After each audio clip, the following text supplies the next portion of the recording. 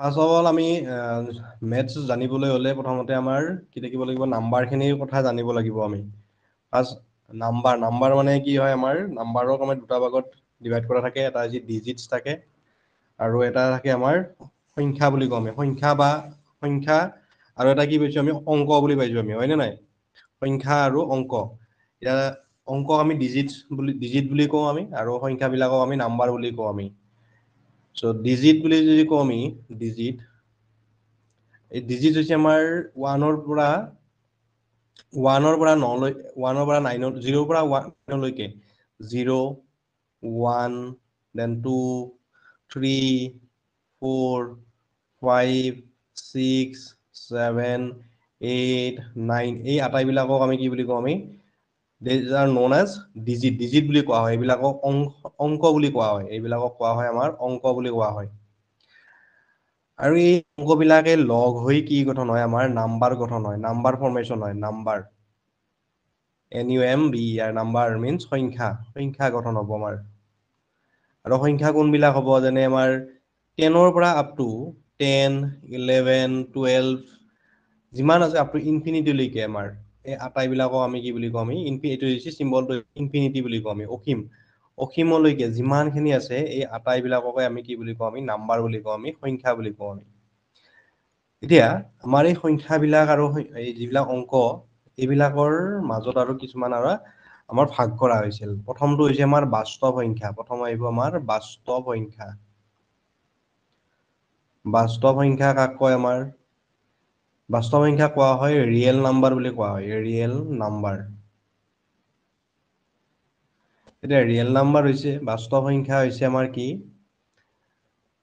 অপৰিমেয় আৰু পৰিমেয় সংখ্যাৰ দ্বাৰা গঠিত সংখ্যাবিলাকক আমি কি বুলি কওঁ, বাস্তৱ সংখ্যা বুলি কওঁ। অৰ্থাৎ ইয়াৰ দুটা ভাগ আছে, বাস্তৱ সংখ্যাৰ দুটা ভাগ আছে। এটা হৈছে আমাৰ পৰিমেয় সংখ্যা আৰু আনটো হ'ব আমাৰ অপৰিমেয় সংখ্যা। এটা হ'ব আমাৰ পৰিমেয় সংখ্যা। তুমি এইখিনি লিখিব নালাগে, মই তোমাৰ PDF টো হোৱাটছএপত পঠাই দি দিম, তাৰপিছত লিখি ল'বা। তুমি জাষ্ট এতিয়া পঢ়ি যদি লিখা কিবা লিখি ল'ব পাৰা, পঢ়ি যাব পাৰা, বাট বস্তুখিনি ভালদৰে বুজিবহে ট্ৰাই কৰা। যিখিনি লিখা আছে, মই যিখিনি লিখি আছোঁ, এই গোটেইখিনি তোমাৰ PDF টো মই দি দিম হোৱাটছএপত, PDF টো পাই যাবা। তাৰপাছত আমাৰ এইটো হ'ল আমাৰ পৰিমেয় সংখ্যা, আৰু আনটো হ'ব আমাৰ অপৰিমেয় সংখ্যা। অপৰিমেয় সংখ্যা। পৰিমেয় সংখ্যাক কোৱা হয় আমাৰ ৰেচনেল নাম্বাৰ বুলি কোৱা হয়, ৰেচনেল নাম্বাৰ। Rational number. আৰু অপৰিমেয় সংখ্যাক কোৱা হয় irrational number. IRRATIONAL, irrational number. এতিয়া পৰিমেয় সংখ্যাক আৰু দুটা ভাগত ভাগ কৰা গৈছে। পৰিমেয় সংখ্যা কেইটা ভাগত ভাগ কৰা গৈছে? দুটা ভাগত ভাগ কৰা হৈছে। পৰিমেয় সংখ্যাৰ দুটা ভাগ আছে, এটা হৈছে আমাৰ অখণ্ড সংখ্যা, এটা হ'ল আমাৰ অখণ্ড সংখ্যা।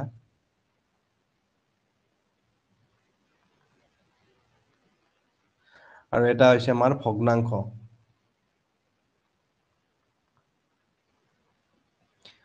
অখণ্ড সংখ্যাক কোৱা হয় integer number, INTEGER, integer number. আৰু ভগ্নাংশক কোৱা হয় ফ্ৰেকচনেল নাম্বাৰ।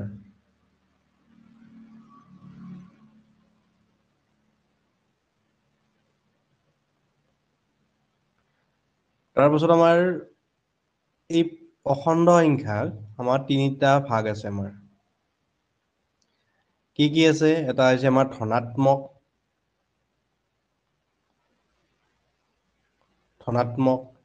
মাজৰটো হৈছে আমাৰ 0, শূন্য যিটো আমি কওঁ, আৰু এটা হৈছে আমাৰ ঋণাত্মক।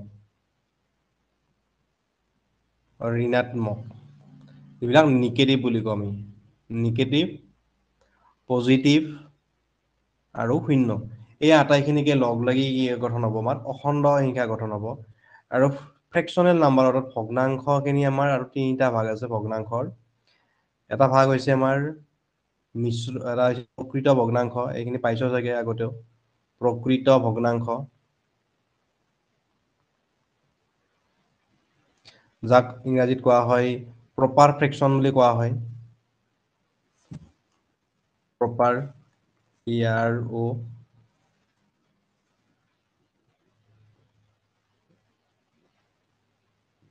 ফ্ৰেকশ্যন। নেক্সট আহিব আমাৰ ইমপ্ৰপাৰ ফ্ৰেকশ্যন অৰ্থাৎ অপ্ৰকৃত ভগ্নাংশ। নেক্সটটো হ'ল আমাৰ অপ্ৰকৃত ভগ্নাংশ। এইটো কোৱা হয় আমাৰ ইমপ্ৰপাৰ ফ্ৰেকশ্যন। আৰু নেক্সটটো হ'ল আমাৰ 3 নম্বৰটো হ'ল আমাৰ মিশ্ৰ ভগ্নাংশ। মিশ্ৰ ভগ্নাংশ।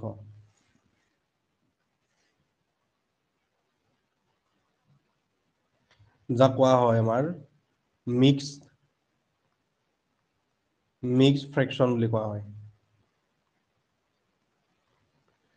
এইখিনি পালো। তাৰপাছত আমাৰ এই পজিটিভ সংখ্যা পাম, আমি ধনাত্মক সংখ্যা যিখিনি পাম আমি, ধনাত্মক সংখ্যাখিনিক আমাৰ নাম দিয়া হৈছিল অখণ্ড নেচাৰেল নাম্বাৰ অৰ্থাৎ স্বাভাৱিক সংখ্যা বুলি কোৱা হয়। ধনাত্মক খিনিক আমাৰ পজিটিভ যিখিনি সংখ্যা পাবা, পজিটিভ সংখ্যা ধনাত্মক সংখ্যা যিখিনি পাওঁ আমি, যিবিলাক আমাৰ আৰম্ভ হ'ব 1-ৰ পৰা 1, 2, 3, 4, 5 আছে আপ টু ইনফিনিটিলৈকে আমাৰ অসীমলৈকে আমাৰ এই আটাইখিনি সংখ্যাক আমি কি বুলি কওঁ, আমি নেচাৰেল নাম্বাৰ বুলি কওঁ, যাক আমাৰ স্বাভাৱিক সংখ্যা বুলি কোৱা হয়। স্বাভাৱিক সংখ্যা, যাক কোৱা হয় ইংৰাজীত নেচাৰেল নাম্বাৰ। Natural number. আৰু ইয়াক যিটো চিম্বল, স্বাভাৱিক সংখ্যাৰ যিটো চিম্বল, এই চিম্বলটো হৈছে কেপিটেল এনৰ দ্বাৰা আমি ৰিপ্ৰেজেন্ট কৰো, আমি বুজাও, আমি মানে এনৰ দ্বাৰাহে বুজাও আমি। এন বুলি কেপিটেল এন যদি লিখা থাকে, ত' এইটো আমি বুজিম যে কি এইটো স্বাভাৱিক সংখ্যা আমাৰ। তাৰপাছত আমাৰ আহিব ঋণাত্মক সংখ্যা, মানে 0ৰ লগত আমি যদি এতিয়া ধনাত্মক সংখ্যাখিনি লগ লগাই দিওঁ আমি, মানে এতিয়া লিখো আমি 0, তাৰপাছত আমাৰ 0, তাৰ লগত আমি ধনাত্মক সংখ্যাখিনি লগাই দিওঁ আমি 1, 2, 3, 4, 5, আটাইবিলাক যদি সংখ্যা লগ লগাই দিওঁ আমি আপ টু ইনফিনিটিলৈকে, এইখিনিক কোৱা হয় পূৰ্ণ সংখ্যা বুলি কোৱা হয়। পূৰ্ণ সংখ্যা। পূৰ্ণ সংখ্যা, যাক কোৱা হয় হোল নাম্বাৰ বুলি কোৱা হয়। Whole number.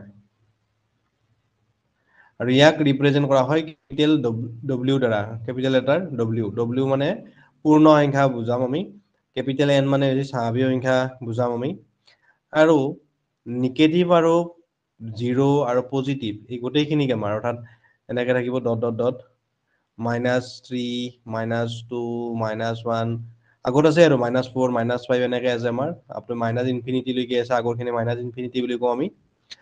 তাৰপিছত আমাৰ আহিব 0 আহিব, তাৰপিছত আৰু এগেইন পজিটিভ প্লাছৰ 1, +2, 3, 4 এনেকে আপ টু প্লাছ ইনফিনিটিলৈকে আমাৰ যিখিনি থাকিব আমাৰ মাইনাছ ইনফিনিটিৰ পৰা মাইনাছ অসীমৰ পৰা তাৰমানে নিগেটিভ পাৰ্ট, আৰু এইখিনি হৈছে আমাৰ ধনাত্মক পাৰ্টলৈকে, এই গোটেই সংখ্যাখিনিকে আমি কি বুলি কওঁ, আমি এইখিনি কওঁ আমি অখণ্ড সংখ্যা বুলি কোৱা হয়। অখণ্ড সংখ্যা। কোৱা হয় ইন্টিজাৰ নাম্বাৰ, ইন্টিজাৰ নাম্বাৰ।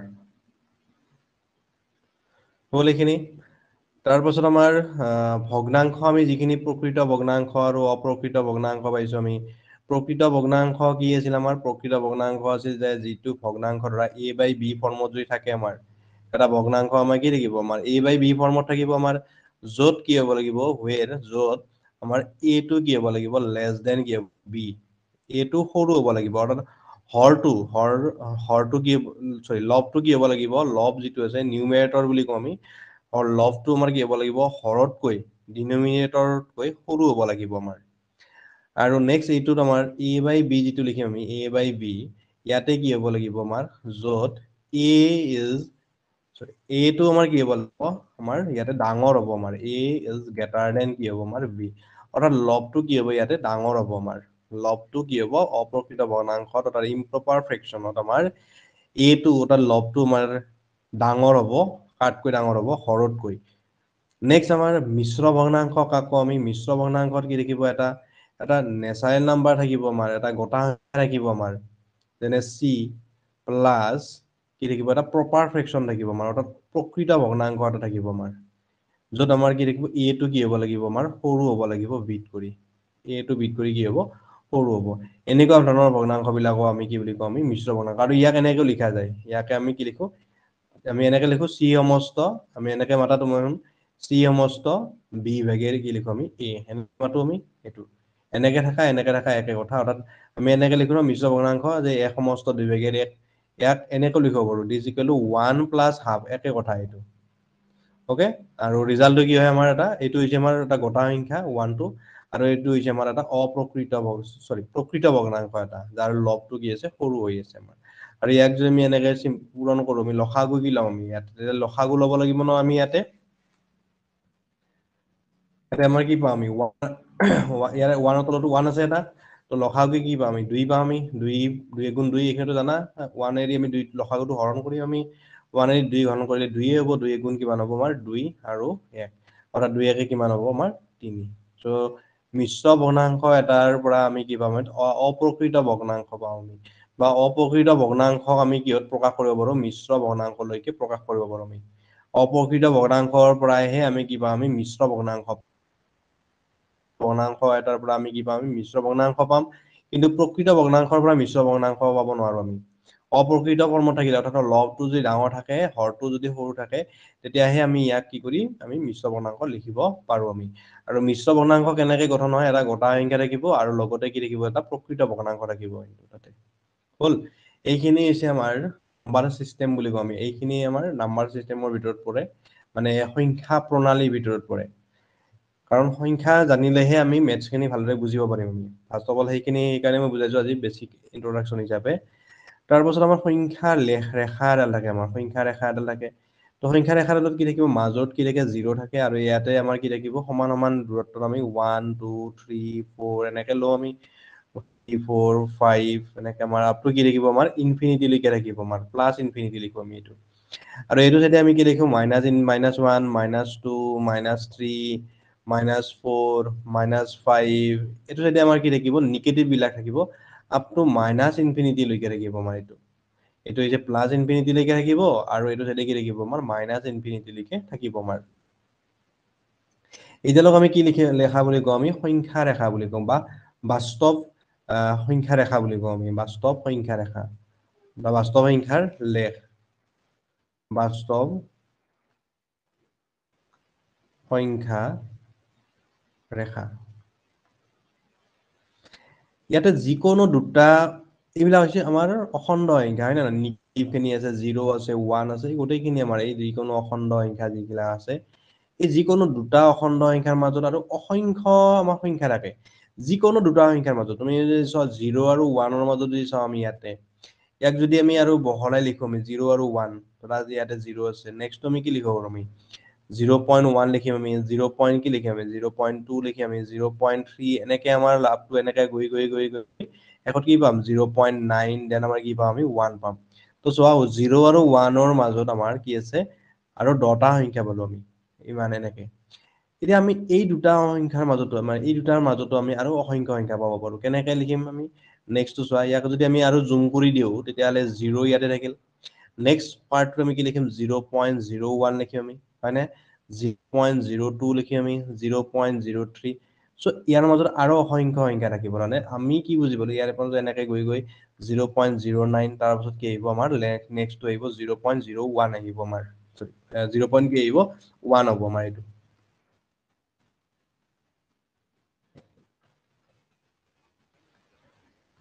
এইটো হ'ব আমাৰ ইয়াৰ লগত যদি আৰু 0.1 প্লাছ কৰি দিও আমি কিমান হৈ যাব 0.1 যদি প্লাছ কৰি দিও তো তেতিয়া হ'ব আমাৰ এইটো 0.1 তো চোৱা 0 আৰু 1.1 ৰ মাজত আৰু আমি কি পালো আমি 10টা মানে যিকোনো দুটা অখণ্ড অৰ্থাৎ আমি ইয়াৰ পৰা বুজি পালো যে কি এটা কথা মনত ৰাখিবা এইখিনিয়ে নোট হিচাপে যে যিকোনো দুটা অখণ্ড সংখ্যাৰ মাজত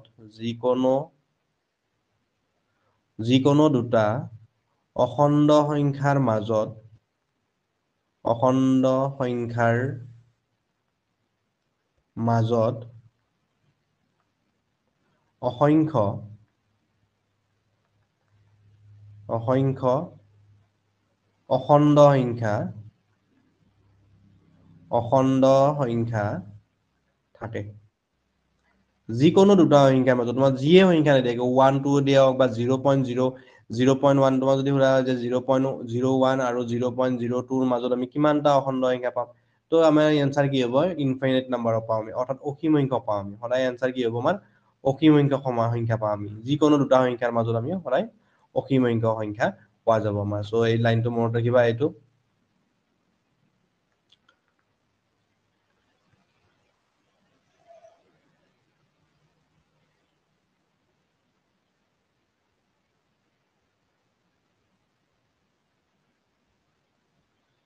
নেক্সট আহিল আমাৰ তাৰ পিছত আহিব আমাৰ এইখিনি বুজি পাইছা নে নাই এইখিনি কৈ দিয়াচোন বুজি পাইছা নে নাই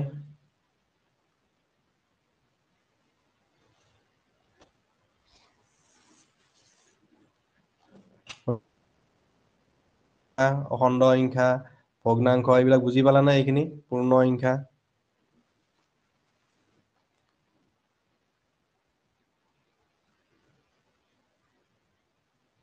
ওকে তো নেক্সট আমাৰ আহিব আমাৰ ইয়াৰ পিছত আহিব আমাৰ যুগ্ম সংখ্যা অযুগ্ম সংখ্যা মৌলিক সংখ্যা যৌগিক সংখ্যা এইবিলাক আহিব আমাৰ তো আমি এটা এটাকে যাওঁ আমি যুগ্ম সংখ্যা প্ৰথমতে চাওঁ আমি যুগ্ম সংখ্যা যুগ্ম সংখ্যা কোৱা হয় ইভেন নাম্বাৰ বুলি কোৱা হয় ইভেন নাম্বাৰ তো যুগ্ম সংখ্যা কোনবিলাক হয় আমাৰ যিবিলাক সংখ্যাক 2 ৰে বিভাজ্য হয় যিবোৰ সংখ্যাক 2 ৰে বিভাজ্য হয় বিভাজ্য মিন্স হৰণ ক'ব লাগিব আমাৰ হৰণ যায় যিবিলাক বিভাজ্য হয় those number divisible by 2 বিভাজ্য মিন্স ডিভিজিবল বুলি কোৱা হয় ডিভিজিবল বাই হৰণ হয় আমাৰ 2 ৰে যিবিলাক সংখ্যা আমাৰ হৰণ হ'ব এইবোৰ সংখ্যাক আমি কি বুলি কওঁ আমি এইবোৰ সংখ্যাক আমি কোৱা হয় যুগ্ম সংখ্যা বুলি কওঁ আমি যেনে এক্সাম্পল আমাৰ কি হ'ব আমাৰ যুগ্ম সংখ্যা এক্সাম্পল 2 4 6 8 10 12 এনেকে আমাৰ ইনফাইনিট নাম্বাৰ থাকে যুগ্ম সংখ্যাৰ শেষ নাই যুগ্ম সংখ্যা কি পাওঁ আমি অসীমলৈকে পাওঁ আমি সদায় ইনফিনিটিলৈকে পাওঁ আমি আৰু দুটা যুগ্ম সংখ্যাৰ মাজত পাৰ্থক্য কিমান কৰি থাকে চোৱা 4 আৰু 2 মাজত গেপ কিমান আছে 2 6 আৰু 4 মাজত গেপ কিমান আছে আমাৰ 2 সো প্ৰতিটো যুগ্ম সংখ্যাৰ মাজত পাৰ্থক্য দুটা ক্ৰমিক যুগ্ম সংখ্যাৰ মাজত পাৰ্থক্য কিমান থাকে আমাৰ 2 2 কে থাকে এইটো কথা মনত ৰাখিবা যে দুটা ক্ৰমিক যুগ্ম সংখ্যাৰ মাজত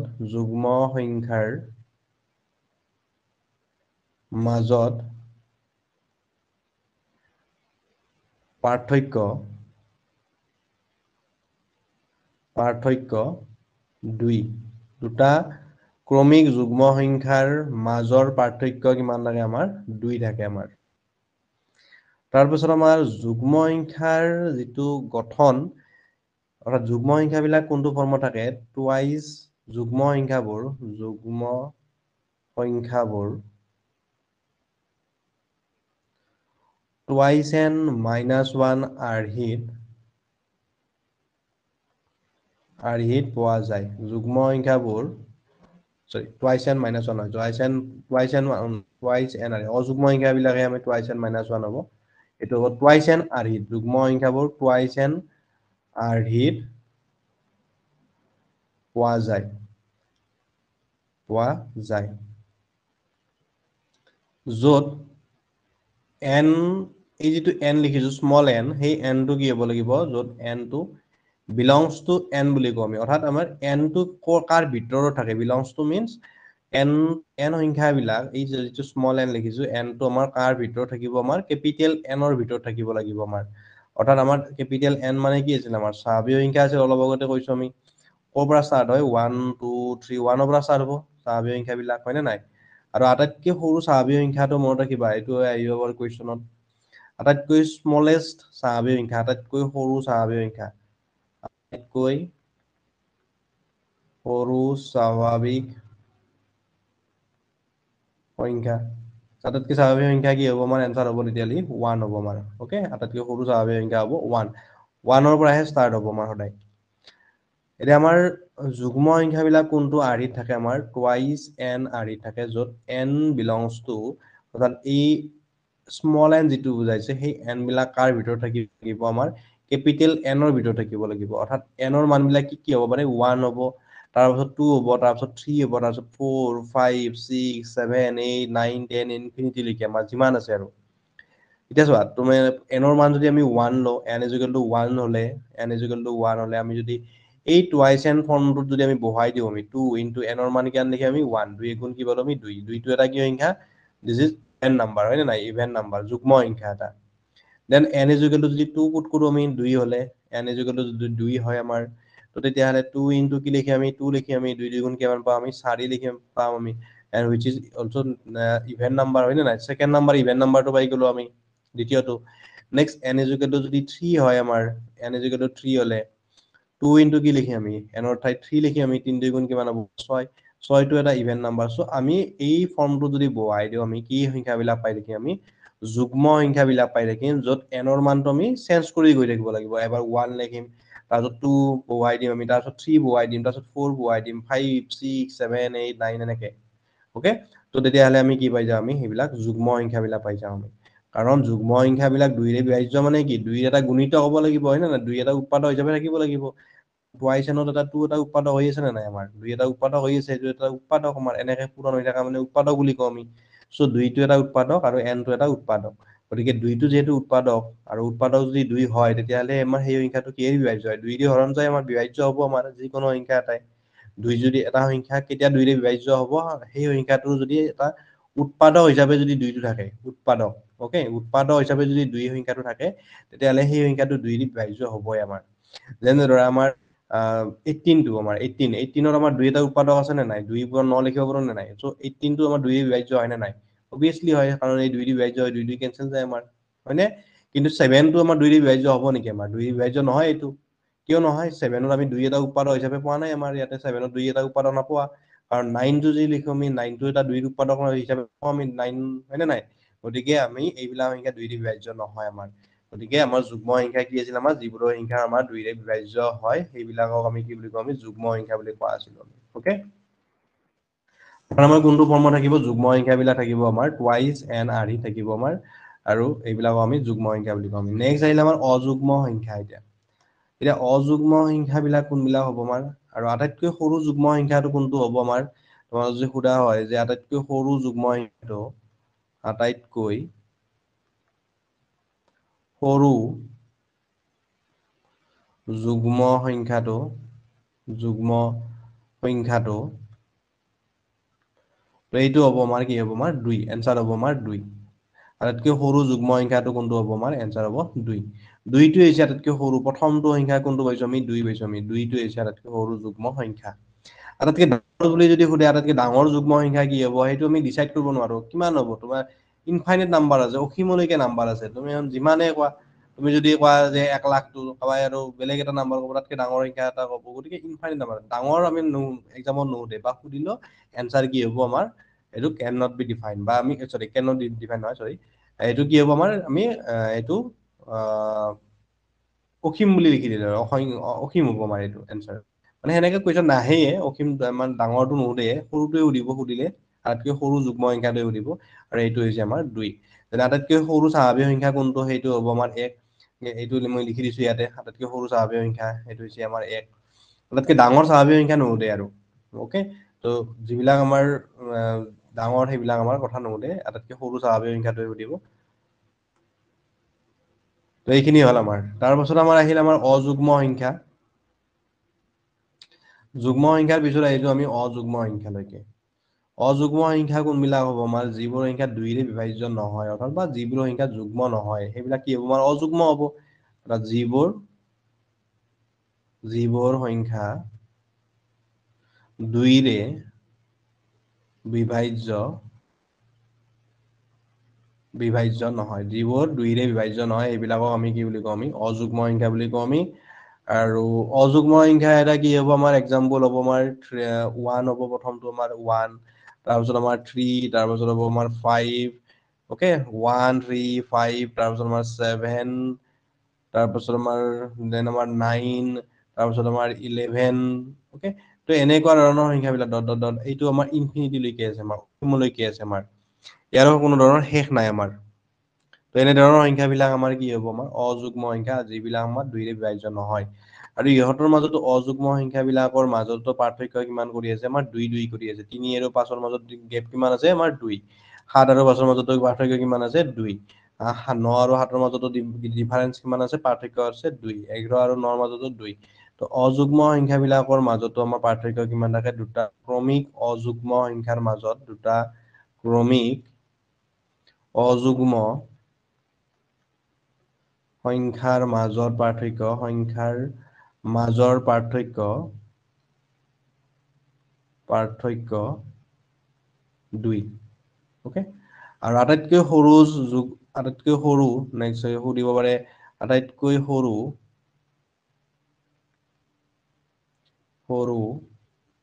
অযুগ্ম সংখ্যাটো আটাইতকৈ সৰু অযুগ্ম সংখ্যাটো আটাইতকৈ সৰু অযুগ্ম সংখ্যা কোনটো হ'ব আমাৰ সেইটো হ'ব আমাৰ 1 তাৰপিছত এইবোৰ আমাৰ অযুগ্ম সংখ্যাবিলাক কোনটো আৰিত থাকে তো অযুগ্ম সংখ্যাবোৰ যেনেকৈ যুগ্ম সংখ্যাবিলাক টুৱাইচ n আৰিত আছিল আমাৰ অযুগ্ম সংখ্যাবোৰ টুৱাইচ n -1 আৰ্হিত পোৱা যায়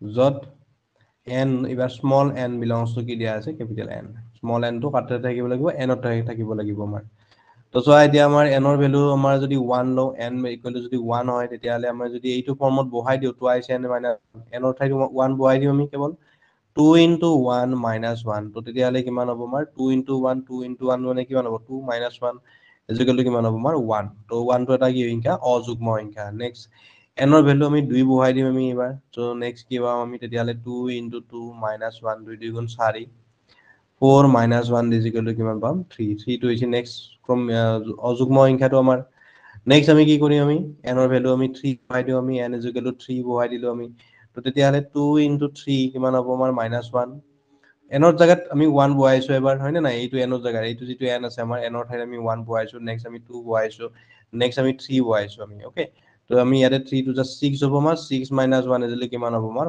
5 তো নেক্সট অযুগ্ম সংখ্যা এইটো তাৰপিছত 5 4 বহাই দিয়া ইয়াতে নেক্সট 2 into 4 minus 1 4 2 গুণ 8 8 minus 1 এনেকে আমি একাধিক্ৰমে প্ৰতিটো ক্ৰমিক অযুগ্ম সংখ্যাই পাই যাই থাকি আমি আমাৰ অযুগ্ম এতিয়া আমি কি গম পালো যে অযুগ্ম সংখ্যাবিলাক কি আৰি থাকে আমাৰ টুৱাইচ n -1 আৰি থাকে টুৱাইচ n -1 আৰিত আমাৰ অযুগ্ম সংখ্যাবিলাক পোৱা যায় আমাৰ হ'ব আৰু কেতিয়াবা কি দিয়া থাকে কেতিয়াবা এনেকৈ আহিব পাৰে টুৱাইচ n +1 আৰি থাকে টুৱাইচ n +1 তো তেতিয়াহ'লে কি হ'ব লাগিব n টো বিলংছ টু w হ'ব লাগিব w মিন্স হোল নাম্বাৰ পূৰ্ণ সংখ্যাৰ ভিতৰত থাকিব লাগিব মানে তেতিয়াহ'লে আমি প্ৰথমটো পূৰ্ণ সংখ্যা কি লিখি আমি তেতিয়াহ'লে আমাৰ হোল নাম্বাৰ কি আছিল পূৰ্ণ সংখ্যা যিবিলাক আছিল আমাৰ হোল নাম্বাৰ তেতিয়াহ'লে আমি কি পাইছিলো 0 ৰ পৰা ষ্টাৰ্ট হৈছিল আমাৰ 0 1 2 3 4 হয় নে নাই 0 ৰ পৰা আছিল আমাৰ পূৰ্ণ সংখ্যাবিলাক তো তেতিয়াহ'লে আমি প্ৰথমতে কি বহাব লাগিব প্ৰথমটো যদি আমি স্বাভাৱিক মানে অযুগ্ম সংখ্যা যদি লাগে আমাৰ প্ৰথম অযুগ্ম সংখ্যাটো লাগে আমাক তেতিয়াহ'লে আমি কি কৰি দিম 2 into n ৰ ভ্যালু প্ৰথমটো কি লওঁ আমি 0 বহাব লাগিব ইয়াতে আমি n ৰ ভ্যালু আমি কি বহাম আমি ইয়াতে 0 0 + 1 হ'ব আৰু তেতিয়াহ'লে 2 into 0 মানে 0 হ'ব আমাৰ +1 তো তেতিয়াহ'লে কিমান হ'ব আমাৰ 1 এইটো 1 টো পাই যাবা এতিয়া 1 ৰ পৰা প্ৰথমতে বহাব নোৱাৰি ইয়াতে কাৰণ w লিখা আছে w ইয়াতে কি লিখা আছিল আমাৰ n belongs to কি দিয়া আছিল n দিয়া আছে আমাৰ হয় নে নাই n মানে ক'ৰ পৰা ষ্টাৰ্ট হ'ব n হৈছিল আমাৰ 1 ৰ পৰা স্বাভাৱিক সংখ্যাবিলাক ক'ৰ পৰা ষ্টাৰ্ট হয় 1 ৰ পৰা 1 2 3 4 এনেকে আপ টু ইনফিনিটি লৈকে আৰু হোল নাম্বাৰ পূৰ্ণ সংখ্যা ক'ৰ পৰা ষ্টাৰ্ট হ'ব আমাৰ 0 ৰ পৰা হ'ব আৰু 0 ৰ পৰা যদি ষ্টাৰ্ট হয় তেতিয়াহ'লে আমি লিখিব লাগিব অযুগ্ম সংখ্যাবিলাক টুৱাইচ n +1 আৰিত আৰু আমাৰ যদি নেচাৰেল স্বাভাৱিক সংখ্যা ষ্টাৰ্ট হয় বুলি দিয়া থাকে তেতিয়াহ'লে টুৱাইচ n -1 আৰিত থাকে অযুগ্ম সংখ্যাবিলাক ওকে এটা চিৰিয়েলি বহালে পাই যাবা এনেকে তাৰপিছত নেক্সট আমি n ৰ ভ্যালু এই n ৰ ভ্যালুটো আমি কি লওঁ আমি 0 টো বহালো প্ৰথমটো পালো আমি নেক্সট আমি 1 বহাই দিম আমি নেক্সট হ'ব 1 আছে আমাৰ 1 ৰ পিছত 0 ৰ পিছত কি আছে 1 আছে 2 into 1 + 1 then this equal to কিমান হ'ব আমাৰ 3 হ'ব আমাৰ ওকে নেক্সট 2 into 2 + 1 তো কিমান হ'ব আমাৰ 5 হ'ব তো এনেকে আমি চিৰিয়েলি আমি কি পাই যাই থাকিম আমি হ'ব তো এইটোৱে হ'ল আমাৰ এইখিনি যুগ্ম আৰু অযুগ্ম সংখ্যা কনচেপ্ট এইখিনি আৰু আগৰ বুকত যিখিনি আছিল তোমাৰ ক্লাছ 7ৰ বুকতো যি আছে চাগে, তো এইখিনি বস্তু এবাৰ চাই ল'বা, তেতিয়াহ'লে কনচেপ্টখিনি ক্লিয়াৰ হ'ব আৰু ভালদৰে। মই জাষ্ট এটা আইডিয়া এটাই দি দিছোঁ, মানে কি মনত পৰাৰ কাৰণে, ৰিভিজন কৰাৰ কাৰণে জাষ্ট অলপ অলপ মই কৈ থকা কাৰণে কৈ দিছোঁ। মেইন পইণ্টবিলাক কৈ দিছোঁ যাতে বস্তুখিনি মনত পৰে আৰু এবাৰ, অ'কে। চ' সেইকাৰণে মই কৈ দিছোঁ, বহুত ডিটেইলছত মই পঢ়া নাই, জাষ্ট যিখিনি আমাৰ প্ৰয়োজন হ'ব আমাৰ সেইখিনি বস্তু আমি পঢ়াই গৈছোঁ আমি। ত' নেক্সট আমাৰ আহিব আমাৰ মৌলিক সংখ্যা আৰু যৌগিক সংখ্যা। মৌলিক সংখ্যা, ত' প্ৰথমটো আমাৰ আহিল আমাৰ মৌলিক সংখ্যা, মৌলিক সংখ্যা। আৰু অড নাম্বাৰক আমাৰ অযুগ্ম সংখ্যা আমি অড নাম্বাৰ বুলি কওঁ। আমি অযুগ্ম সংখ্যা কোৱা হয় অড নাম্বাৰ। ইংলিছ টাৰ্মবিলাক মনত ৰাখি যাবা একেলগে, অড নাম্বাৰ। অড নাম্বাৰ বুলি কোৱা হয় অযুগ্ম সংখ্যা। মৌলিক সংখ্যা কোৱা হয় প্ৰাইম নাম্বাৰ বুলি কোৱা হয়, প্ৰাইম নাম্বাৰ, প্ৰাইম নাম্বাৰ। তো মৌলিক সংখ্যা কোনবিলাক হয় আমাৰ, যে যাৰ উৎপাদক 1 আৰু সেই সংখ্যাটোৱে আমাৰ, হয়নে নাই? যাৰ উৎপাদক ইয়াতে সূত্ৰটো মাহ লিখিব নালাগে, মই জাষ্ট মোৰ পৰা কাৰণে লিখি দেখিছোঁ দেই। উৎপাদক 1 আৰু সেই সংখ্যাটোৱে নিজেই, সেই সংখ্যাটোৱে।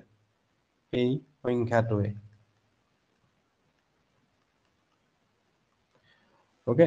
চ' আমাৰ যেনে আমাৰ মৌলিক সংখ্যা এক্সাম্পল কি হ'ব, আমাৰ এক্সাম্পল হ'ব আমাৰ 2, তাৰপিছত 3, তাৰপিছত 5, তাৰপিছত 7, তাৰপিছত 11, দেন আমাৰ 13, তাৰপিছত আমাৰ 17, তাৰপিছত আমাৰ 19। তো এইবিলাক আমাৰ কি হ'ব, আমাৰ মৌলিক সংখ্যা হয়। আমাৰ 23, তাৰপিছত আমাৰ নেক্সট হ'ব আমাৰ 27, চৰি 27 নহয়, 29। তো এইবিলাক আমাৰ কি হ'ব, এইবিলাক আমাৰ ইনফিনিটিলৈকে আছে, মৌলিক সংখ্যা আমাৰ ইনফিনিটিলৈকে আছে। আমাক সুধিব পাৰে যে 1ৰ পৰা 10ৰ ভিতৰত কিমানটা মৌলিক সংখ্যা পাওঁ আমি, 1ৰ পৰা 10ৰ ভিতৰত কেইটা পাইছোঁ আমি, 2, 3, 5 আৰু কি পাইছোঁ আমি 7। তো কিমানটা আছে, 1 আৰু 1 আৰু 10ৰ ভিতৰত 4টা মৌলিক সংখ্যা আছে আমাৰ, হ'ব। এতিয়া আমাৰ 1 এটা মৌলিকো নহয়, 1 সংখ্যাটো যদি আমাক সোধে 1 সংখ্যাটো, আৰু ইয়াৰ মৌলিক সংখ্যা বুলি কিয় কওঁ আমি, যেনে 2 উৎপাদক কি লিখিব পাৰা, 2 আৰু অনলি 1 লিখিবা, হয় নে নাই? পূৰণ উদাহৰণত 2 আৰু ক'তো নোপোৱা, 2 আৰু 1 পূৰণ কৰিলে পাবা। 3 কি হ'ব, 3 into 1 পূৰণ কৰিলে পাম। 7 into 1 কৰিলে পাম। অৰ্থাৎ 1 আৰু সেই সংখ্যাটোৱে পাইছোঁ আমি, 1 আৰু সেই সংখ্যাটোৱে, ইয়াত 1 আৰু সেই সংখ্যাটোৱে, মানে 3 3 পাইছোঁ আমি, 7 টো 7 আছে আৰু 1 এটা পাইছোঁ আমি, অৰ্থাৎ 1 আৰু সেই সংখ্যাটোৱে হ'ব লাগিব। তেতিয়াহ'লে আমি কি বুলি কওঁ, আমি মৌলিক সংখ্যা বুলি কওঁ আমি। অৰ্থাৎ আমাৰ উৎপাদকৰ সংখ্যা কেইটা থাকিব লাগিব, দুটাৰ আছে আমাৰ, 1 আৰু 2, দুটা ভিন্ন ভিন্ন উৎপাদক। উৎপাদক কেইটা হ'ব লাগিব, দুটা হ'ব লাগিব। উৎপাদক কেইটা হ'ব লাগিব আমাৰ দুটা। দুটাই কি হ'ব লাগিব, ভিন্ন ভিন্ন হ'ব লাগিব, বেলেগ বেলেগ হ'ব লাগিব, ভিন্ন ভিন্ন হ'ব লাগিব, ডিফাৰেণ্ট হ'ব লাগিব আমাৰ, অ'কে।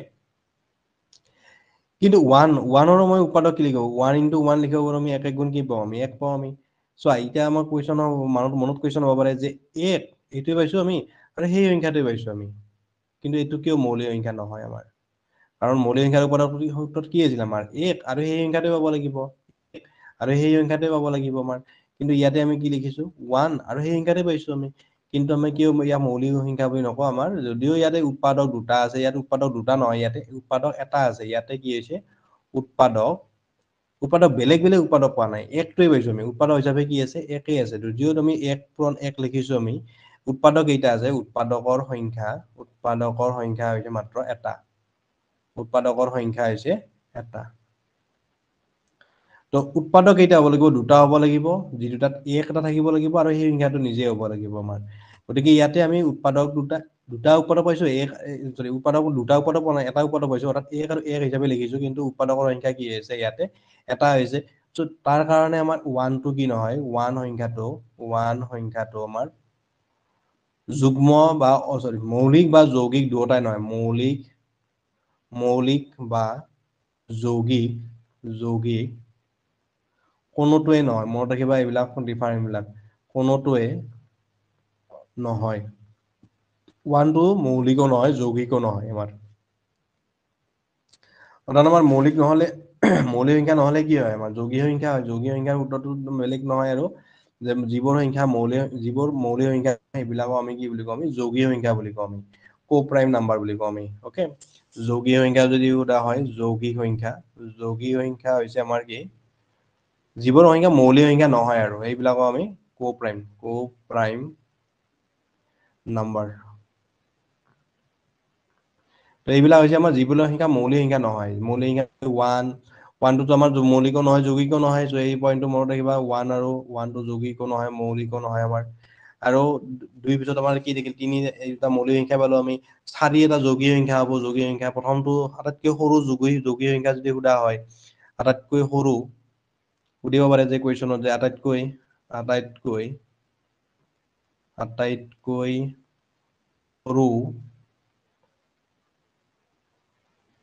সৰু যৌগিক সংখ্যাটো কি? আটাইতকৈ সৰু যৌগিক সংখ্যাটো হ'ল কি হ'ব আমাৰ নেক্সট প্ৰথমটো কি পাই যাম আমি 4 পাম। ওকে, আটাইতকৈ সৰু যৌগিক সংখ্যাটো হৈছে আমাৰ 4। 1টোতো মৌলিকো নহয় যৌগিকো নহয়। 2 আৰু 3টো আমাৰ মৌলিক সংখ্যাই হ'ল আমাৰ, হয়নে? তো 4টো হ'ব আমাৰ দ্বিতীয় প্ৰথমটো যৌগিক সংখ্যা। চ' এইবিলাক সৰু সৰু কথাবিলাক আমাৰ কুৱেশ্যন এইখিনিতে আহে আমাৰ। ওকে, যিবিলাকৰ আমি গুৰুত্ব নিদিওঁ আমি। তাৰপিছত আমি অলপ আগতে তোমাক প্ৰথম মই যিটো পঢ়াইছিলো মই তোমাক যে পৰিমেয় সংখ্যাৰ কথা কৈছিলো। ত' পৰিমেয় সংখ্যা কাক কয়? আমাৰ পৰিমেয় আৰু অপৰিমেয় সংখ্যা। পৰিমেয় সংখ্যা কাক কয়? বাস্তৱ সংখ্যাৰ দুটা ল'ৰা ছোৱালী আছিল যে মানে এটা আছিল দুটা ল'ৰা ধৰিলো ন, এজন হৈছে আমাৰ পৰিমেয় আৰু এটা আছিল আমাৰ কি আছিল আমাৰ অপৰিমেয় আছিল। অৰ্থাৎ পৰিমেয় কাক কয়? আমাৰ পৰিমেয় সংখ্যা হৈছে যে যিবোৰ সংখ্যাক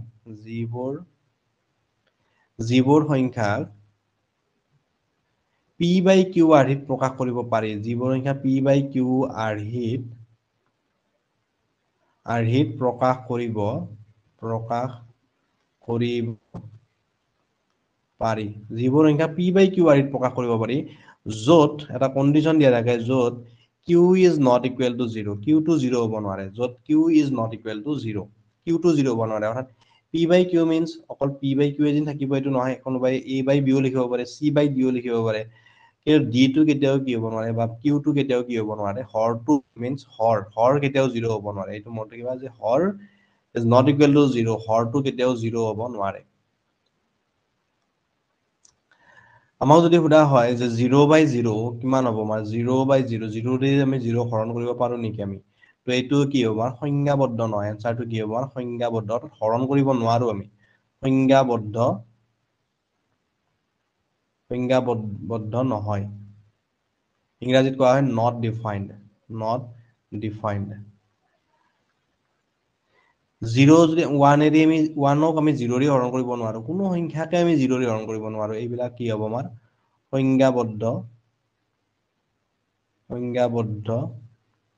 নহয়। এইবিলাকো আমাৰ সংজ্ঞাবদ্ধ নহয়, অৰ্থাৎ not defined। কোনো সংখ্যাৰ তলতে আমাৰ হৰ 0 থাকিব নোৱাৰে। কোনো এটা ভগ্নাংশতে আমি হৰ 0 লিখিব নোৱাৰো আমি। যেনে 2কো আমি 0 দি হৰণ কৰিব নোৱাৰো আমি। এইবিলাক কি হ'ব? আমাৰ সংজ্ঞাবদ্ধ নহয় হ'ব এনচাৰ। কিন্তু লবটো 0 হ'ব পাৰে আমাৰ। যেনে 0/1, তো তেতিয়াহ'লে কি পাই যাম আমি? 0 পাম আমি। 0ক যি সংখ্যাৰে হৰণ নকৰা কিয় সদায় 0 পাবা এনচাৰ।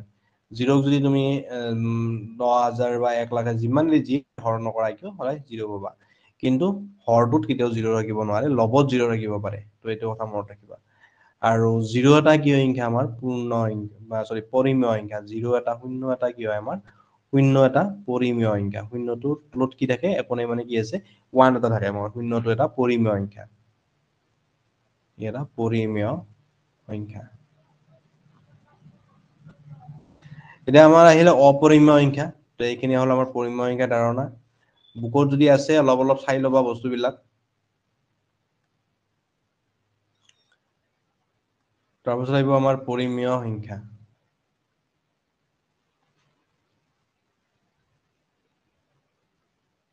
অপৰিমেয় সংখ্যা। পৰিমেয় সংখ্যা গ'ল আমাৰ, এইবাৰ আহিল আমাৰ অপৰিমেয় সংখ্যা। অপৰিমেয় সংখ্যা কোনবিলাক? যিবিলাকো আমি পি বাই কিউ আৰ্হিত প্ৰকাশ কৰিব নোৱাৰো আমি। যিবোৰ সংখ্যা আমি পি বাই কিউ আৰ্হিত প্ৰকাশ কৰিব নোৱাৰো, যিবোৰক আমি পি বাই কিউ আৰ্হিত প্ৰকাশ কৰিব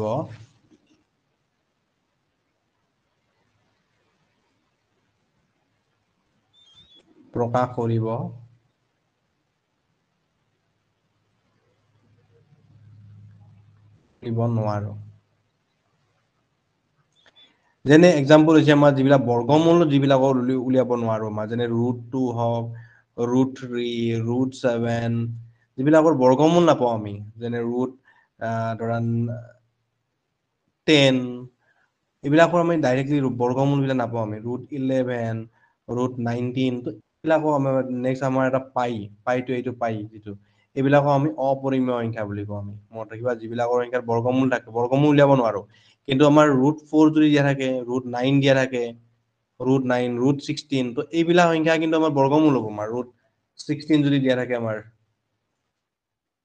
এইবিলাক আমাৰ পৰিমেয় সংখ্যা কিন্তু এইবিলাকৰ বৰ্গমূল পাওঁ ন আমি 4ৰ বৰ্গমূল কিমান হ'ব 2 হ'ব 9ৰ বৰ্গমূল 3 হ'ব 16ৰ বৰ্গমূল কিমান হ'ব 4 হ'ব সো এই আটাইবিলাক সংখ্যা কিন্তু পৰিমেয় সংখ্যা এইবিলাক সংখ্যা কি হ'ব আমাৰ পৰিমেয় সংখ্যা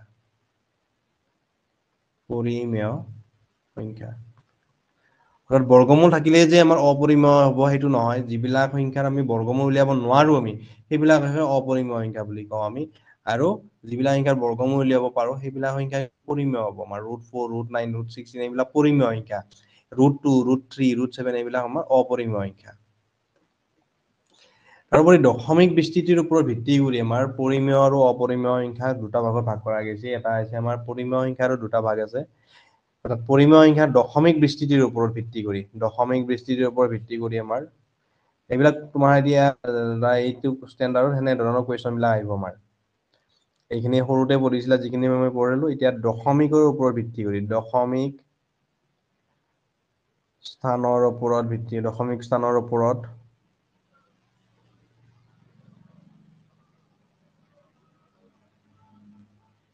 ভিত্তি কৰি পৰিমেয় সংখ্যাৰ ভাগ এটা হৈছে আমাৰ সাৱধি বুলি কওঁ আমি সাৱধি আৰু এটা হৈছে আমাৰ নিৰৱধি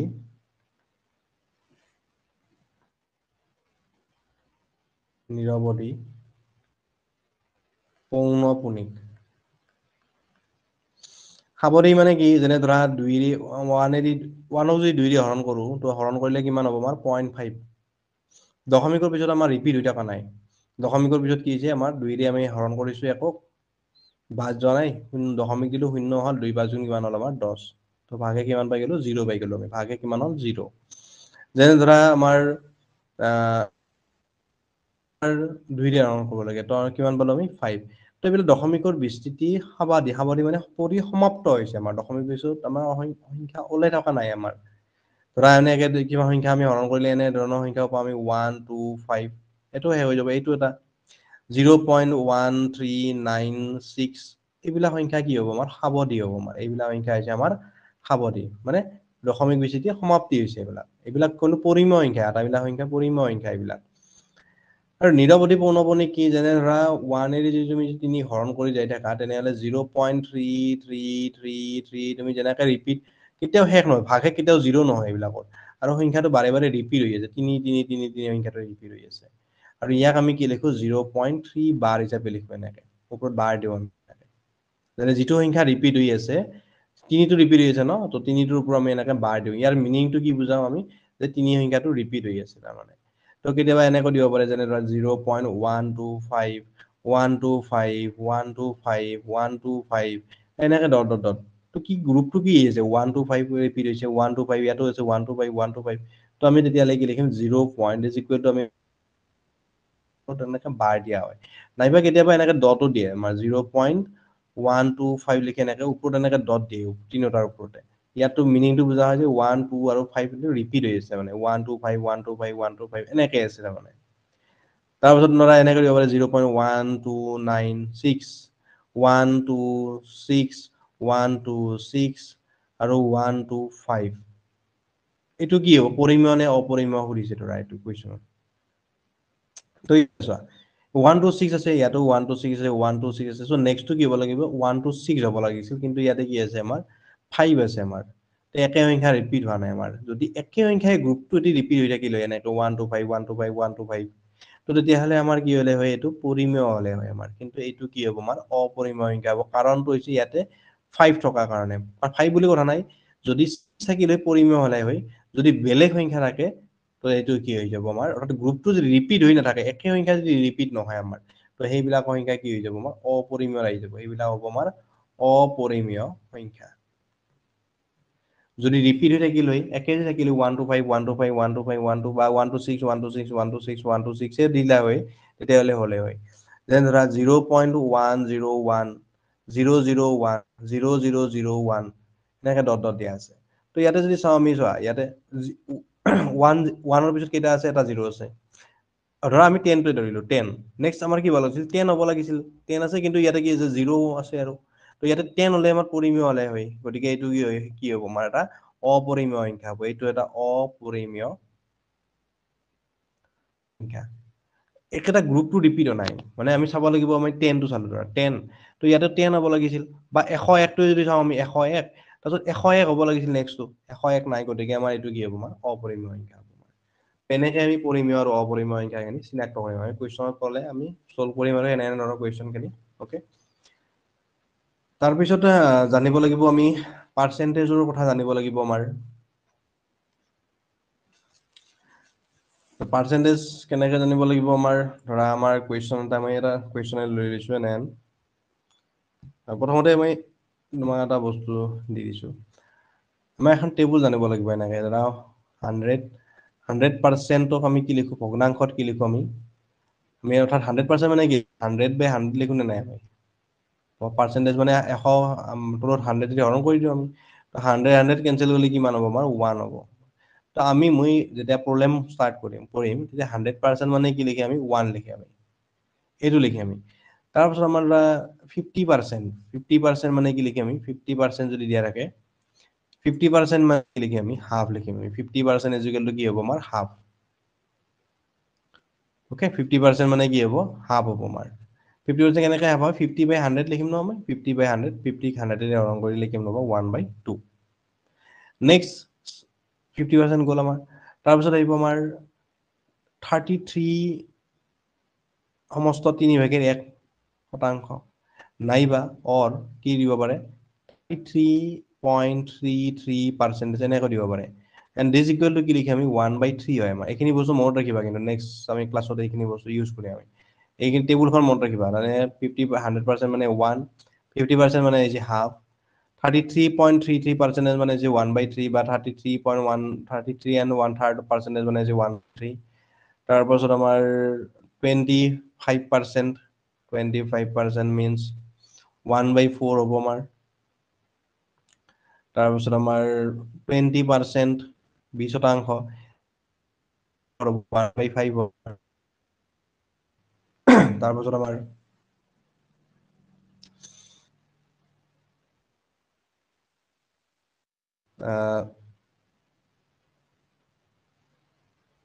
6% is equal to হয় আমাৰ 1/6 তাৰপাছত আমাৰ 14.28% is equal to হয় আমাৰ 1/7 তাৰপাছত আমাৰ নেক্সট আহিছিল আমাৰ 12.5% is equal to হৈছে আমাৰ 1/8 11.11% is equal to হয় আমাৰ 1/9 তো এইখিনি বস্তু মনত ৰাখি ল'বা এইখিনি এই টেবুলখন আমাৰ আৰু 10% মানে কি হয় আমাৰ 1/10 10% মানে হৈছে 1/10 তো এইখিনি বস্তু মনত ৰাখি ল'বা এইখিনি লাগিব আমাৰ টেবুলৰ পৰা আমি কৰিব লাগিব এনেকৈ এইখিনি হৈছে পাৰ্চেন্টেজ টেবুল পাৰ্চেন্টেজৰ প্ৰব্লেম কৰিবৰ কাৰণে লাগিব আমাক কেনেকৈ লাগিব আমাৰ ধৰা এনেকৈ দিয়া থাকিব কুৱেশ্যন এটা দিয়া আছে ধৰা 33.1/3% of 3,999 কি দিয়া আছে ইমান পাৰ্চেন্টেজ অফ 3,999 কি কৰিবা মানে আমাৰ অসমীয়াত হ'ব আমাৰ 3,999 3/1 মান কিমান ইমানৰ মান কিমান সেইটো সুধিছে আমাৰ কি কৰিবা তেতিয়াহ'লে তো 3,999 এনেকৈ লিখি আমি ইনটু কি লিখি আমি তেতিয়াহ'লে মানে ইন জেনেৰেল যদি আমি কৰোঁ এইখিনি টেবুলখন নাজানো আমি তেতিয়াহ'লে আমি কি এনেকৈ কৰি আমি নাজনা ষ্টুডেণ্ট এটা কি কৰিব 33/1 3/1 ডিভাইড/100 এনেকৈ কৰিব তাৰপিছত কি কৰিব আৰু নেক্সট 3,999 তাৰপিছত আমাৰ এনেকৈ 3,399 100 ডিভাইড/3 এনেকৈ 100 তো এনেকৈ কৰিব আমাৰ অ'কে। তো ইমান কমপ্লেক্স হ'লে আমি নাযাওঁ, আমি কেতিয়াবা ইজিও থাকিব, কেতিয়াবা টানো থাকিব আমাৰ। ইয়াতে ধৰা 100 কেঞ্চেল যাব বাৰু, কিন্তু আমি যদি এই ভগ্নাংশৰ টেবুলখন যদি আমাৰ মনত থাকে, তেতিয়াহ'লে আমি কি লিখিব পাৰোঁ, আমাক দিয়া আছে ইমান পাৰ্চেণ্ট, ইমান, তো ইমান মানে কি লিখিম 33 and 1/3% আছে দিয়া এইখিনি। আৰু ইমানৰ ভেলুটো আমি ভগ্নাংশত কিমান জানো চোৱা, 33 and 1/3% মানে কি জানো আমি 1/3, ভগ্নাংশত কিমান হয় 1/3 হয়। তো কি লিখিম আমি 3999 ইনটু কি লিখিম এই পাৰ্চেণ্টেজ, ইমান পাৰ্চেণ্টেজৰ কাৰণে আমি কি লিখিম ইয়াতে 1/3 লিখি আমি এইটোক হৰণ কৰি দিয়া, কাটি দিয়া, 3 গুণ 3, 3 3 গুণ 9, 3 3 গুণ 9, 3 3 গুণ 9, চ' এনচাৰ কিমান হৈ গ'ল 1333 ইমান। কেতিয়াবা কুৱেশ্যনত দিয়া থাকিব এনেকে ধৰা 1680 দিয়া আছে ধৰা, 1680 টকাৰ 12.5% মান কিমান? ওকে, তো তেতিয়াহ'লে আমি কি কৰিম 1680 ইনটু ইমানৰ ইমান পাৰ্চেণ্ট লাগে আমাক 12.5% লাগে। তো 12.5% মানে কিমান জানো আমি, ভগ্নাংশত কিমান আছিল আমাৰ 1/8 আছিল আমাৰ, হয়নে?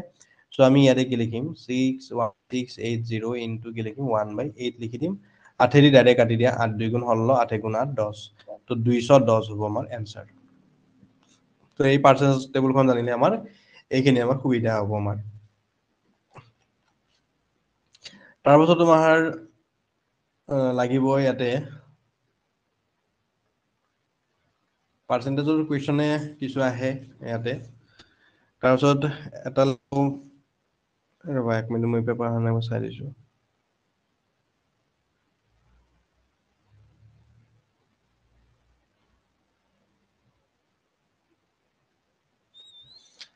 ফৰ্মুলা কিছুমান লাগিব, এলজাব্ৰাৰ ফৰ্মুলা, মানে a plus B whole square ফৰ্মুলাবিলাক লাগিব। a plus B whole square এইটোতো জানো চাগে, a স্কুৱেৰ প্লাছ কি হ'ব আমাৰ বি স্কুৱেৰ প্লাছ টুৱাইচ এ বি, এইবিলাক মনত ৰাখিবা, মই দি দিছোঁ একেলগে। a minus B whole square is equal to a square plus B square minus twice A B. তাৰপিছত আমি এই দুটা সূত্ৰক আমি যোগ কৰি যদি দিওঁ, আমি a plus B whole square plus a minus B whole square, তেতিয়াহ'লে আমাৰ কি হ'ব, আমাৰ প্লাছ টুৱাইচ এ বি মাইনাছ টুৱাইচ এ বি কেনচেল যাব আমাৰ।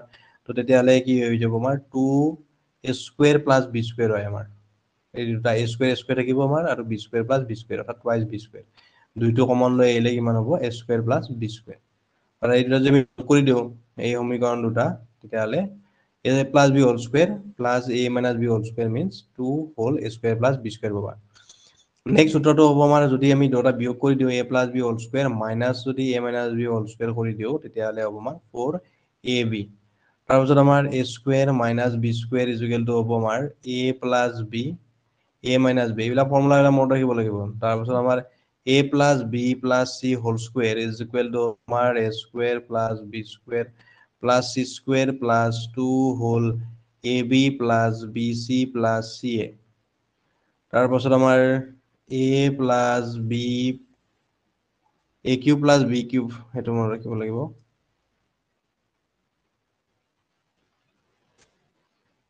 নেক্সট ফৰ্মুলা হৈছে আমাৰ A cube plus B cube, A cube plus B cube is equal to হৈছে আমাৰ a plus B whole A square minus A B plus B square. তাৰপিছত A cube minus B cube যদি থাকে, তেতিয়াহ'লে হ'ব আমাৰ a minus B whole A square plus A B plus B square. তাৰপিছত মনত ৰাখিব লাগিব A cube plus B cube plus C cube minus thrice A B C is equal to a plus B plus C whole A square plus B square plus C square minus A b minus B C minus C A, এই এটা সূত্ৰ। আৰু এইটো সূত্ৰৰে আৰু এটা আছে আমাৰ half, এনেকৈ লিখো আমি কেতিয়াবা সূত্ৰটোক, half of a plus B plus C a minus B whole square plus a minus C whole square plus C minus A whole square. তো এইটো সূত্ৰৰে আমাৰ এইটোৱে ৰিজাল্ট, এইটো a cube plus B cube plus C cube minus thrice A B C is equal to ইমান হয়। তো এইবিলাক সূত্ৰবিলাক মনত ৰাখিব লাগিব, আৰু যদি কিবা প্ৰয়োজন হয় আমাৰ এক্সাম প্ৰব্লেম কৰিলে আমি তেতিয়া আমি কৰি দিম। তাৰপিছত আমাৰ পৃষ্ঠকালী আয়তনৰ এইবিলাকো জানিবলৈ এটা কুৱেশ্যন আহিছিল তোমাৰ, এইটো উলিয়াব দিয়া আছিল এনেকে এটা কুৱেশ্যন পৰীক্ষাত আহিছিল। এইটো যে আমাৰ কি দিয়া আছিল, দ্য এক্সপাণ্ডেড ফৰ্ম অফ, এইখিনিক আমি এক্সপাণ্ডেড ফৰ্ম বুলি কওঁ আমি। এইখিনি আমাৰ এই যিবিলাক আছে আমাৰ এইবিলাক ফেক্টৰাইজ বুলি কওঁ আমি। এইখিনি হৈছে ফেক্টৰ উৎপাদক। এতিয়া দুটা পূৰণ হৈ আছে, এইখিনি এটা পূৰণ হৈ আছে, ইয়াতে তিনিটা হাফ এটা a plus B plus c, আৰু এই যিখিনি আছে আমাৰ এইখিনি পূৰণ হৈ আছে আমাৰ। এই গোটেইকেইটা আমি ফেক্টৰ হৈ আছে আমাৰ। ফেক্টৰাইজ যদি কৰিব দিয়ে এইখিনি হ'ব আমাৰ। আৰু ইবাগৰ পাৰ্টটো আমাৰ বিস্তাৰ বুলি কওঁ আমি। এইটো কওঁ আমি বিস্তাৰ, মানে এক্সপাণ্ডেড পাৰ্ট বুলি কওঁ, এক্সপাণ্ডেড। অ'কে, তো পৰীক্ষাৰ কুৱেশ্যনটো আছিল দ্য এক্সপাণ্ডেড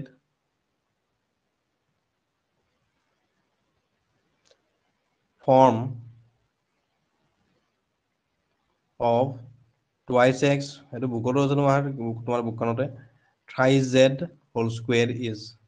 তো ইয়াক আমি এক্সপাণ্ডেড কৰিব দিছে আমাৰ এইটো। এতিয়া চোৱা, এইটো আমাৰ কোনটো ফৰ্মুলাত পৰি আছে, আমাৰ এইটো ফৰ্মুলাত, এইটো ফৰ্মুলাত এইখিনি হৈছে ফেক্টৰ বুলি কওঁ আমি। এই দুটা পূৰণ, a plus B plus C whole square মানে a plus B plus C whole square মানে হৈছে ইয়াৰে দুটা পূৰণ হৈ আছে, a plus B plus c, পূৰণ কি আছে a plus B plus c. এইখিনি আমি ফেক্টৰ বুলি কওঁ আমি, এইখিনি ফেক্টৰাইজ বুলি কওঁ আমি, উৎপাদক। আৰু ইয়াৰ যিখিনি ৰিজাল্ট পাইছো আমি, এইখিনি যি প্লাছ হৈ আছে গোটেইখিনি, এইখিনি হৈছে আমাৰ এক্সপাণ্ডেড বুলি কওঁ আমি, এইখিনি এক্সপাণ্ডেড পাৰ্ট। এতিয়া চোৱা, ইয়াতে a plus B plus c আছে আমাৰ, তো ইয়াতে কি আছে আমাৰ twice x minus y plus thrice z whole square আছে আমাৰ। তো এইটো আমি এতিয়া এক্সপাণ্ডেড, এইটো ফৰ্মুলাত পৰিব আমাৰ, হোল স্কুৱেৰ আছে ন আমাৰ। তো আমাৰ তিনিটা আছে, আমাৰ তিনিটা থাকিলে হোল স্কুৱেৰ আছে আমাৰ। তো আমাৰ কোনটো সূত্ৰত পৰিব, আমাৰ এই ফৰ্মুলাটোত পৰিব। ফৰ্মুলাখিনি জানিব লাগিব, ফৰ্মুলাত পৰে এইটো চাব লাগিব আমাৰ। এতিয়া আমাৰ কি লিখিম ইয়াতে, টুৱাইচ এক্স প্লাছ কি লিখিম আমি, ব্ৰেকেটত আমি ৱাই লিখিম এনেকে। এই প্লাছ আমি কিয় প্লাছ দিছো ইয়াতে, তো ইয়াতে ফৰ্মুলাটোত আমাৰ কি আছে, প্লাছ আছে আমাৰ। অ'কে, তাৰপাছত আমি কি দিলো প্লাছ, আৰু ৱাইটো আমি কি লিখিছো, ব্ৰেকেটৰ ভিতৰত আমি মাইনাছ ৱাই লিখি দিছো। আৰু প্লাছে মাইনাছে পূৰণ কৰি দিলে কি হ'ব, মাইনাছে হৈ যাব। এইটোৱে পাম নে নাই আমি, আগতেই পাই যাম আমি। ফৰ্মুলাত পৰাৰ কাৰণে আমি a plus B plus c লিখিছো আমি। a মানে এই যে টুৱাইচ এক্স আছে আমাৰ, বি মানে এই যে মাইনাছ ৱাই, আৰু চি মানে প্লাছ চি, চি মানে কিমান আছে আমাৰ থ্ৰাইচ জেড, এইখিনি। আৰু এইখিনি আমাৰ গোটেইখিনিৰে আমাৰ কি আছে, হোল স্কুৱেৰ আছে। এই বস্তুটোকে আমি এনেকে লিখিছো আমি, এইখিনি য'ত a মানে হৈছে, আমাৰ a মানে হৈছে টুৱাইচ এক্স, আৰু b মানে হৈছে আমাৰ মাইনাছ ৱাই, আৰু c মানে হৈছে আমাৰ থ্ৰাইচ জেড, এইখিনি আছে আমাৰ। এতিয়া আমাৰ এই ফৰ্মুলাটোত আমাৰ a square plus B square plus C square plus twice A B plus twice B C plus C A হ'ব আমাৰ, হয়নে নাই? তো ইয়াতে আমি কি লিখিম, টুৱাইচ এক্সৰ সলনি আমি a লিখিলো ইয়াতে, প্লাছ মাইনাছ ৱাইৰ সলনি কি লিখিছো আমি, b লিখিম আমি, আৰু থ্ৰাইচ জেডৰ সলনি আমি কি লিখিম, মানে থ্ৰাইচ জেডৰ সলনি আমি কি লিখিম, আমি চি লিখিম আমি। তো ইয়াতে লিখিলো আমি চি, তাৰে কি লিখিম হোল স্কুৱেৰ। চোৱা, a plus B plus C whole square পালো নে নাই আমি?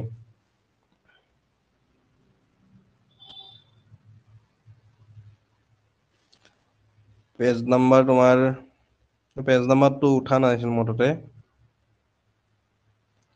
এইটো প্ৰথমটো পাৰ্ট 3 বুলি লিখা আছিলে, 34 নম্বৰ কুৱেশ্যন। পেজ নাম্বাৰটো নাহিল, মই ক্ৰপ কৰি লৈছিলো। 34 নম্বৰ কুৱেশ্যন আছে, পাৰ্ট 3 বুলি আছে, তাতে বুকত চাই ল'ব গম পাবা।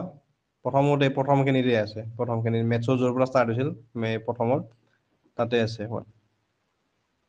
তো কুৱেশ্যনটো চাই লোৱা, ইয়াতে লিখি দিছো মই কুৱেশ্যনটো। কুৱেশ্যনটো ইয়াতে লিখা আছে, a plus B plus C whole square পালো আমি, হয়নে নাই? এইটো a মানে বুজি পালা, a মানে টুৱাইচ এক্স ধৰিছো, y মাইনাছ ৱাই মানে হৈছে b, আৰু c মানে হৈছে আমাৰ থ্ৰাইচ জেড। তো a plus B plus C whole square পালো আমি। a plus B plus C whole square মানে কি আছিল আমাৰ, a স্কুৱেৰ প্লাছ কি আছিল আমাৰ, B square plus C square plus 2 whole A B plus কি আছিল আমাৰ, বি চি প্লাছ কি হয় আমাৰ, চি এ। এইখিনি হয় আমাৰ, হয়নে? তো এতিয়া আমি কি কৰিম, ইয়াতে আমাৰ এ বি চি এই মানকেইটা বহুৱাই দিয়া, কাৰণ আমাৰ এ বি চিত আমি ধৰিয়ে লৈছো আমি এ বি চি খিনি। এতিয়া আমাৰ ইয়াৰ যিটো একচুৱেল মান আছিল, সেইকেইটা মান আমি বহুৱাব লাগিব এ বি আৰু চিৰ জেগাত। তো ইয়াতে এৰ জেগাত আমি বহাই দিওঁ, কি বহাই দিওঁ আমি, টুৱাইচ এক্স, তো হোল স্কুৱেৰ হ'ব আমাৰ এইটো। বিৰ ঠাইত আমি কি বহাম, আমি মাইনাছ ৱাই, তাৰে হোল স্কুৱেৰ হ'ব। চিৰ ঠাইত আমি কি বহাম, থ্ৰাইচ জেড, তাৰে whole square, plus 2 into a into B, এ মানে হৈছে টুৱাইচ এক্স, বি মানে হৈছে মাইনাছ ৱাই, হ'ল প্লাছ বি চি, বি মানে হৈছে মাইনাছ ৱাই, চি মানে হৈছে থ্ৰাইছ জেড, প্লাছ চি এ, চি মানে হৈছে থ্ৰাইছ জেড, আৰু এ মানে হৈছে আমাৰ টুৱাইছ এক্স। এইখিনি পালো আমি। এতিয়া আমি কি কৰিব লাগিব, twice X whole square, twice X whole square মানে কিমান পাওঁ আমি, যেনে A B whole to the power N যদি থাকে তেতিয়াহ'লে কি লিখো আমি, এৰ পাৱাৰো এন হয় আৰু বিৰ পাৱাৰো কি হয় আমাৰ এন হয় আমাৰ। তো ইয়াতে আমাৰ কি লিখিম, 2ৰ পাৱাৰো কি হ'ব 2 হ'ব আমাৰ, আৰু এক্সৰ পাৱাৰো কিমান হ'ব 2 হ'ব আমাৰ, প্লাছ আৰু যদি মাইনাছৰ হোল স্কুৱেৰ থাকে, যেনে ধৰা -1ৰ হোল স্কুৱেৰ আছে, তো তেতিয়া সদায় কি হ'ব +1 হ'ব। -1 হোল স্কুৱেৰ মানে কিমান, -1 পূৰণ -1, দুটা -1 পূৰণ কৰিব লাগিব, -1 পূৰণ কৰিলে কিমান হ'ব, +1, মাইনাছে মাইনাছে কিমান হৈছে প্লাছ হৈছে। তেনে -2 হোল স্কুৱেৰ, -2 পূৰণ -2, মাইনাছে মাইনাছে কিমান হৈ যাব প্লাছ, আৰু 2 2 গুণ কিমান হৈ যাব 4। চ' মাইনাছ থাকিলে কি হৈ যাব প্লাছ হৈ যায় আমাৰ। যদি যুগ্ম সংখ্যা পাৱাৰ হিচাপে থাকে, মনত ৰাখিবা যুগ্ম সংখ্যা যদি পাৱাৰ হিচাপে থাকে তেতিয়া মাইনাছ বিলাক কি হৈ যায় প্লাছ হৈ যায় আমাৰ, মাইনাছ নাথাকে, আৰু নেক্সটটো কি হৈ যাব ৱাই স্কুৱেৰ হৈ যাব এইটো। নেক্সটটো কি হ'ব আমাৰ 3ৰ স্কুৱেৰ হ'ব আৰু জেডৰো স্কুৱেৰ হ'ব আমাৰ, তাৰপিছত আমাৰ 2 থাকিল ইয়াতে, নেক্সট ইয়াতে কি হ'ব আমাৰ 2x ইনটু -y দিছে, পূৰণ হৈ আছে আমাৰ, এইগিলা হৈছে পূৰণ হৈছে, a ইনটু b পূৰণ হৈ আছে ন, তো তেতিয়াহ'লে আমাৰ কিমান হ'ব -2xy হ'ব ইয়াতে। নেক্সটটো কিমান হ'ব, প্লাছে মাইনাছে পূৰণ কৰিলে কিমান হ'ব মাইনাছ হ'ব এইটো, আৰু 3z y মানে কিমান হ'ব 3z ইনটু কি হ'ব y পূৰণ, আৰু 3 2 গুণ কিমান হ'ব আমাৰ 6, প্লাছ হ'ব ইয়াতে, প্লাছ আছে গোটেইকেইটা, 3 2 গুণ 6 x, আৰু কি হ'ব আমাৰ z x z। এতিয়া আমাৰ অপশ্যনত আমাৰ এই 2 স্কুৱেৰ মানে কিমান লিখিম আমি 4, 2 2 গুণ 4 হ'ব 4x স্কুৱেৰ হ'ব আমাৰ, plus y square, plus 3 square, 3 square z square, plus এতিয়া এই 2টো পূৰণ কৰি দিয়া ভিতৰত, অ'কে 2টো যদি ভিতৰত পূৰণ কৰি দিওঁ, প্লাছে মাইনাছে কিমান হ'ব মাইনাছ হ'ব আমাৰ, চ' চিনটো কি হৈ যাব এইটো মাইনাছ হ'ব, মাইনাছ 2 2 গুণ 4 4xy হ'ব এইটো। নেক্সট আমাৰ প্লাছে মাইনাছে কি হ'ব আমাৰ মাইনাছ হ'ব আমাৰ, 3 2 গুণ হ'ব আমাৰ 6 6 zy হ'ব এইটো, আৰু নেক্সটটো কি হ'ব প্লাছে প্লাছে প্লাছ হ'ব আমাৰ, 6 2 গুণ কিমান হ'ব 12 zx। তো এইটো এনচাৰ হ'ব আমাৰ, এইটোৱে হ'ব আমাৰ এনচাৰ আমাৰ, আৰু এইটো এনচাৰ আছে তোমাৰ 4x, এইটো হৈছে আমাৰ ফাৰ্ষ্টটো এনচাৰ দিয়া আছে, first z square 4xy 6z, এইটো ফাৰ্ষ্ট অপশ্যনটোৱে হ'ব, এই অপশ্যনটোৱে হ'ব ৰাইট এনচাৰ আমাৰ এইটো। তো এনেকে আমি কৰিব লাগিব, আমি বুজি পাইছো নে নাই কুৱেশ্যনটো।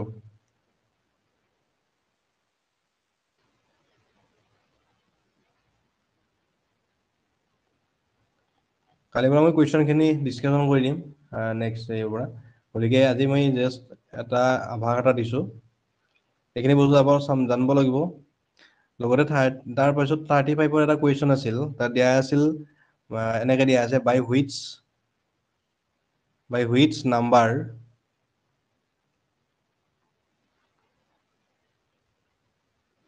শুড বি, আৰু এবাৰ চাই ল'বা ভিডিঅ'টো ৰেকৰ্ডিং থাকি যাব হা, তাৰপিছত তুমি এবাৰ চাই ল'বা, ক'ৰবাত যদি কিবা যদি পাজুল লগা আছে বা কিবা যদি বুজি পোৱা নাই, ভিডিঅ'টো এবাৰ প্লে কৰি লৈ আৰু পাই যাবা। লগে লগে আপলোড নহয়, অলপমান টাইম লাগে, আধা ঘণ্টা কেতিয়াবা 15 মিনিটছ এনে টাইম লাগে, ধৰা 15 মিনিটছ পিছত তাত ৰেকৰ্ডিং অপশ্যনত থাকি যাব, এইটো তাতে পাই যাবা 15/28, চ' ডেট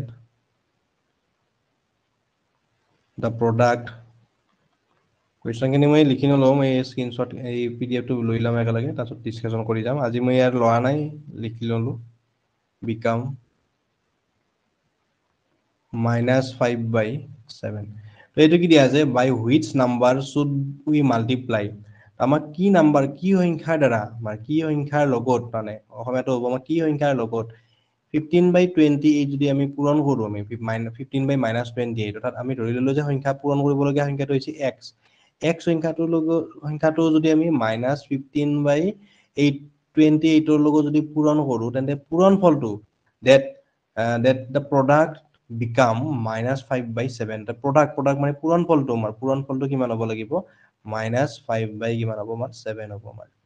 তো এই এক্সৰ মানটো লাগে আমাৰ, এতিয়া এক্সটো পূৰণ হৈ আছে নে নাই আমাৰ, পূৰণ হৈ আছে আমাৰ, এইটো এক্সৰ লগত এই গোটেই সংখ্যাটো কি হৈছে পূৰণ হৈ আছে, তো এইটো যদি আমি এইটো চাইডে লৈ যাওঁ, আমি কি হৈ যাব, এইটো হৰণ হৈ যাব, নাইবা এনেকে কৰিব পাৰা, বা মই ডাইৰেক্টলি হৰণ কৰি দিয়া, আৰু ইমান য'ত হ'ব নালাগে।